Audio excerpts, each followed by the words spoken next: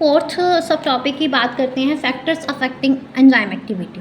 तो एक्टिविटी जो है एंजाइम की वो अफेक्ट होती है change in condition which can alter the tertiary structure of protein, जिसमें क्या आता है टेम्परेचर आ जाता है, पीएच जो चेंज होती है, सबस्ट्रेट कंसंट्रेशन आ जाती है, बाइंडिंग ऑफ स्पेसिफिक केमिकल जो रेगुलेट करते हैं एक्टिविटी को वो आ जाता है, मतलब इनहिबिटर आ जाती है। सबसे पहले टेम्परेचर एंड पीएच की बात करते हैं। तो एंजाइम्स जो जनरली फंक्शन करते हैं in a narrow range of temperature and pH. तो एंजाइम जो शो करता है highest activity at a particular temperature और पीएच, उसको बोलते हैं हम ऑप्टिमम टेम्परेचर और ऑप्टिमम पीएच। एक्टिविटी जो डिक्लाइन करती है दोनों below and above the optimum value. Activity जो है declines both below the above and both below and above the optimum value.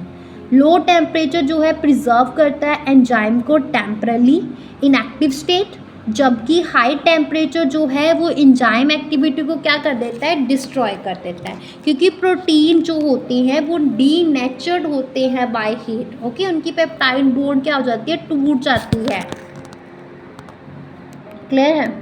Okay, तो अभी उसके बाद क्या है फैक्टर्स एक्टिव में कंसंट्रेशन ऑफ सबस्ट्रेट। तो विद द इंक्रीज इन जब हम इंक्रीज करते हैं सबस्ट्रेट कंसंट्रेशन को, तो वेलोसिटी जो है एंजाइमेटिक रिएक्शन की वो होती है राइज होती है पहले, फिर रिएक्शन जो है अल्टीमेटली रीच करता है मैक्सिमम वेलोसिटी पे, जो which is not exceed by any further rise in concentration of substrate. इसलिए क्योंकि एंजाइम मॉलिक्यूल जो होते हैं प्योर होते हैं देन द सबस्ट्रेट मॉलिक्यूल।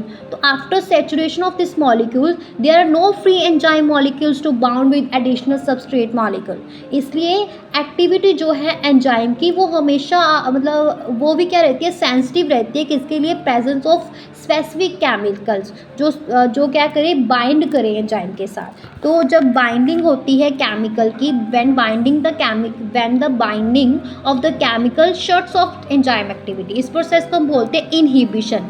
और केमिकल जो शट ऑफ करता है उसको बोलते हैं इनहिबिटर। जब इनहिबिटर क्लोजली रिजेंबल करता है the substrate in its molecular structure, तो inhibit the activity of enzyme, जिसको हम बोलते हैं कॉम्पिटिटिव इनहिबिटर। और इस क्लोज स्ट्रक्चरल सिमिलैरिटी की वजह से with the substrate, close structural similarity with the substrate inhibitor की, जो इनहिबिटर होते हैं वो compete करते हैं किसके साथ, सबस्ट्रेट के साथ, for the substrate binding site of the enzyme.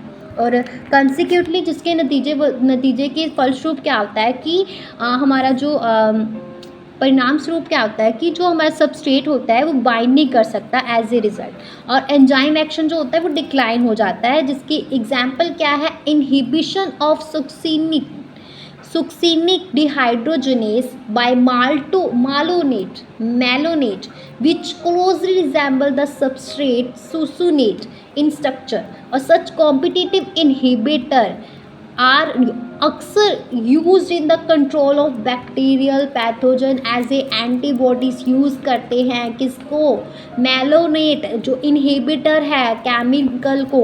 Clear है? और सुसिनेट डिहाइड्रोजनेस एंजाइम किसमें, जो किसके रिजेंबल है, सबस्ट्रेट सुसिनेट के। क्लियर है?